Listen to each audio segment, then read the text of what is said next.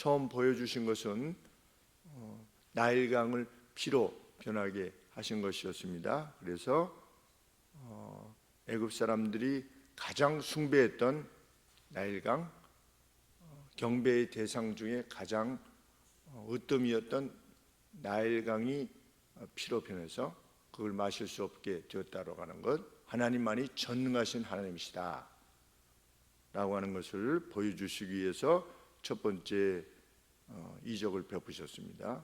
그런데 그럼에도 불구하고 바로가 마음을 닫고 이스라엘 백성들을 보내지 않았을 때 하나님께서 두 번째 개구리 재앙을 내리시는데, 여기서 강조점은 개구리가 어디서부터 나왔느냐? 하수에서부터 나왔습니다. 나일강은 그들에게 풍요의 어떤 젖줄이었습니다. 그들이 그렇게 섬겨왔던 어떤 대상이었는데 그 하수로부터 뭐가 나왔느냐? 개구리가 나왔다. 개구리가 중요한 것이 아니라 개구리가 하수에서부터 나왔다. 우리가 돈을 최고로 알게 되면 하나님께서 돈으로 말미암은 괴로움을 통해서 특별히 무슨 사람이 죽거나 아니면 몸이 다치거나 이러한 재앙이 아니지요. 아직까지는 10가지 재앙이라고 하지만 재앙은 아닙니다. 왜? 어떤 재산상의 손해나 아니면 사람에게 직접적으로 위해를 가하는 어떤 그러한 괴로움이 아니기 때문에 좀 가령 예를 들어서 파리가 와서 힘들게 한다. 힘들죠. 괴롭죠. 그렇지만 그것이 어떤 사람의 생명을 해하거나 이런 것은 아닌 것입니다. 점점 강화되어 갑니다. 하나님께 주신 이적이 우수한 개구리를 인해서 어떻게 했다? 고통받아야 됐다. 집, 거실, 집안 가구들, 침대, 오븐, 그리고 떡 반죽 그릇과 심지어 사람들에게도 달라붙었다. 고통으로 인해서 이스라엘을 바로가 내보내겠다고 했었는데 다시 마음을 바꾸니까 하나님께서 어떻게 하셨냐? 세 번째 보내신 재앙은 이 재앙이 있다. 그런데 그노트라고 되어 있는데 이 그노트는 뭐냐면 각닭귀랍니다. 각닭귀. 뭐냐면 추수 시절 때 애굽에 있었던 어떤 이라고 표현하는 것이 적절한지까지는 잘 모르겠는데 여기에 보면 뭐라고 되어 있냐면 눈에 거의 보이지 않을 만큼 작은 각닭의 종류로 피부에 큰 통증을 일으키는 곤충을 말한다. 언젠가 한번 교회에서 권사님 토요일날 청소할 때인지 이렇게 등에 같은 것이 이렇게 갇혀 있어서 창틀에 갇혀 있어서 등에는 침이 없지 않습니까? 그래서 이렇게 손으로 밀어서 이렇게 잡아가지고 이제 어렸을 때 등에 잘 아니까 벌은 그냥 이 뒤쪽이 이 통으로 이렇게 돼 있는데 등에는 이렇게 금이 가 있죠. 그래서 너는 이렇게 여기 갇혀 있냐? 너 죽으면 안 되니까 이렇게 했다가 잘 안 나가서 잡아가지고 탁 놔주는데 손에 아주 통증이 나중에 이제 네이버 찾아보니까 사진 보니까 말벌이에요. 조그만 말벌이었던 거예요. 근데 등에랑 아주 똑같이 생겼더라고요. 그래가지고 그 아주 통증이 지금도 기억이 나는데 이 각닭귀라고 하는 것이 어렸을 때 빈대도 있지 않았습니까? 자는데 뭐가 물었는데 얼마나 통증이 심했던지 시골에서 자는데 각닭귀 재앙. 이것도 재앙까지는 아닙니다. 그냥 물릴 뿐이죠. 그것이 생명에 위해를 주는 것이 아니니까. 하나님은 구약에 있어서도 자비하셨다.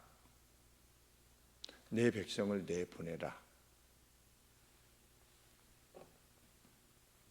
심지어 어떻게 했다? 눈과 코에 들어갈 수 있었다. 거기 들어가서 막 쏘면 어떻겠습니까? 어렸을 때 쇠파리에 쏘여 보신 적이 있는지 모르겠습니다.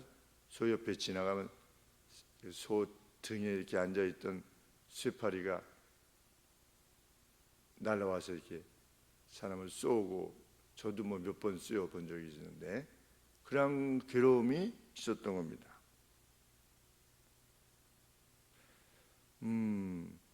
그 각다기가 어디로부터 나왔느냐?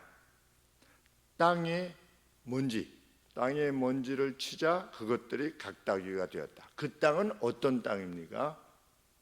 애굽의 풍요로운 땅입니다.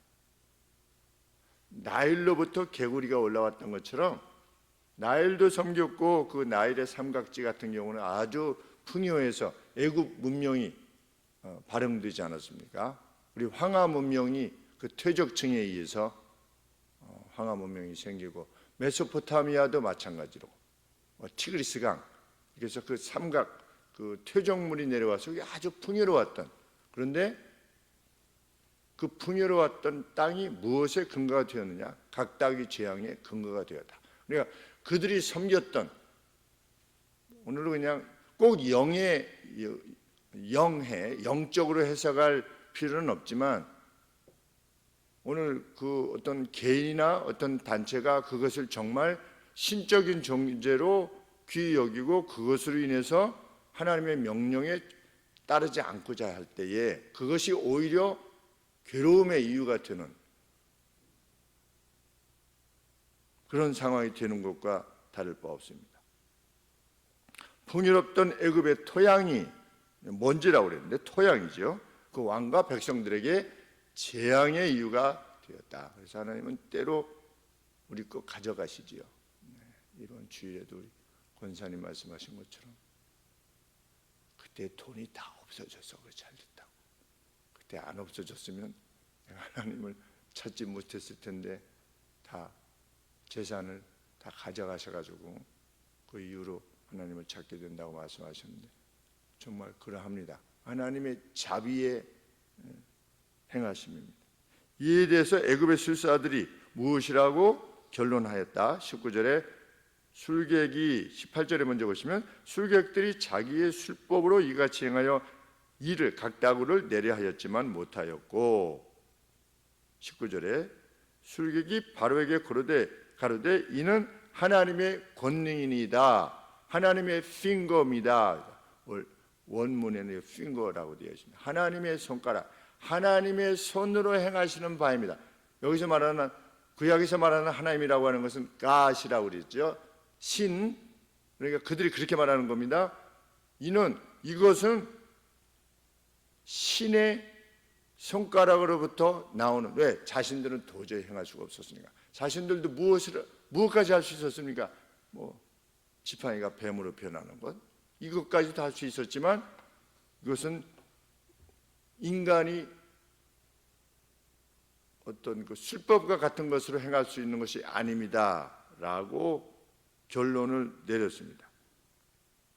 그런데 그 능력이 신으로부터 온 것이라고 하는 사실에 대해서는 인정을 했지만, 그럼에도 불구하고 그들은 하나님께 영광을 돌리지는 않았던 겁니다.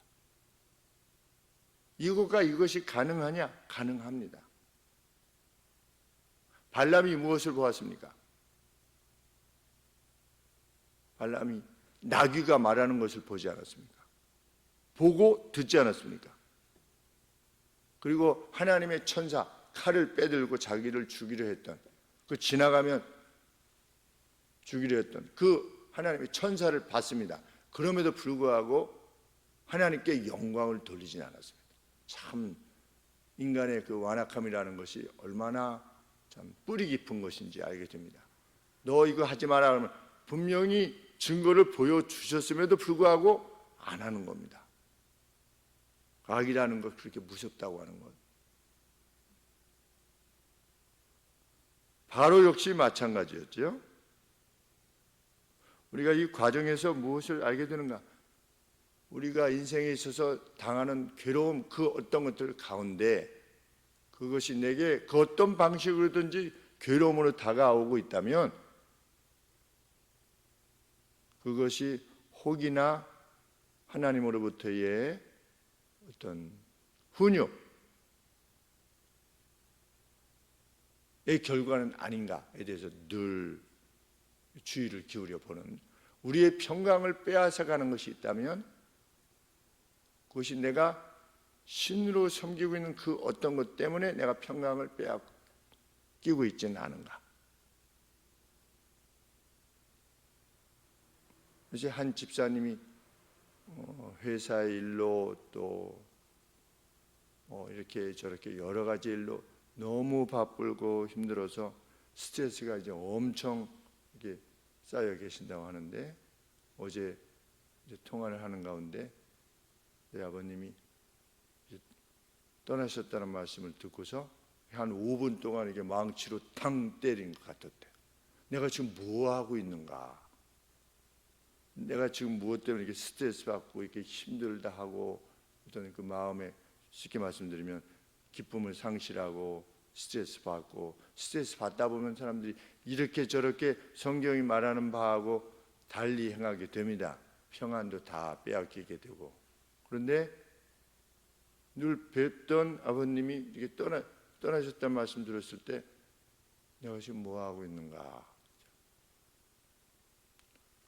그것이 하나님께서 참 늙음과 병듦과 죽음이라고 하는 것, 그것이 죄인된 우리로 하여금 회개하고 깨닫게 하시는, 본인의 늙음과 병듦과 죽음도 그러하지만 또 다른 이들의 그 떠남을 보게 하시는 것, 그 회개를 위해서 주시는, 그냥 쭉 하다가 뭐 그냥 갑자기 뭐 이렇게 떠났더라, 하나도 뭐 늙거나 이러지 않고 그냥 갑자기 죽었더라, 이것이 아니라 그 과정 가운데서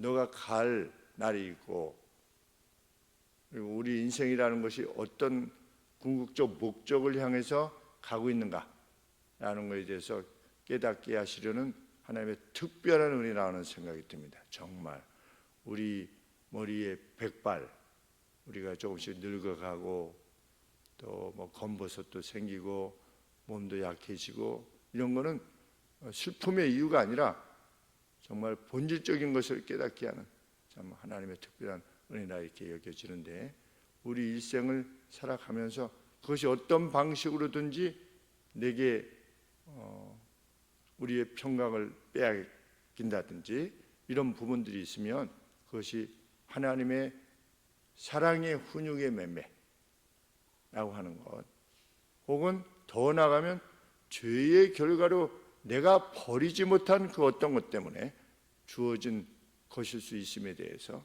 참 마음을 기울이는, 또 다른 편에 있어서는 하나님께서는 그렇게 세심하게 자기 백성을 위하여서 행하시는 분이라고 하는 것, 또 다른 차원에서 참 이스라엘 백성이 관계되어져서 참 우리가 이러한 종합적인 교훈을 얻게 됩니다. 주어졌을 때 하나님이 큰 괴로움 없이 조금의 어떤 깨달음을 주셨을 때, 그 말씀을 행하셨을 때 그것을 인해 받고 행하는 참 지혜로운 자들로서 우리 이 땅을 살게 되기를 소원합니다. 기도하겠습니다.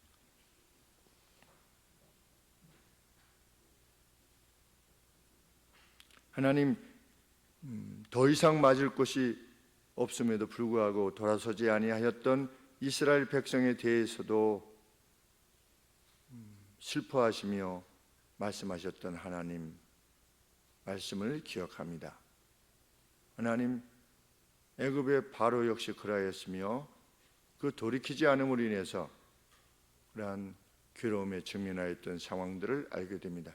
그 가운데서도 자비하셨던 하나님 아버지, 애굽을 다 멸하신 것이 아니라 그 많은 이적들에도 불구하고 여전히 거부하였던 그들에 대해서도 계속하여 자기 백성을 내보낼 것을 권하셨던 우리 하나님,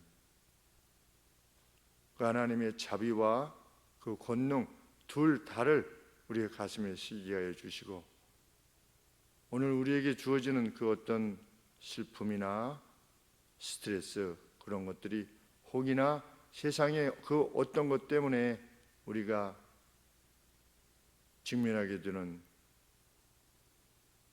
것들이 아닌가에 대해서 하나님 다시 한번 묻는 이 시간이 되기를 소원합니다. 하나님의 명령에 순종할 때 그 자유함을 얻게 된다는 것을 기억하게 해주시고, 세심한 하나님의 손길에 의해서 이스라엘 백성들이 자유함을 얻게 된 것처럼 저희들도 저희들의 자유함을 위해서 또 하나님께서 우리 편에서 일하시고 계시다고 하는 것, 또 마음에 기억하는 이 시간이 되기를 소원합니다. 예수님의 이름으로 기도합나이다. 아멘.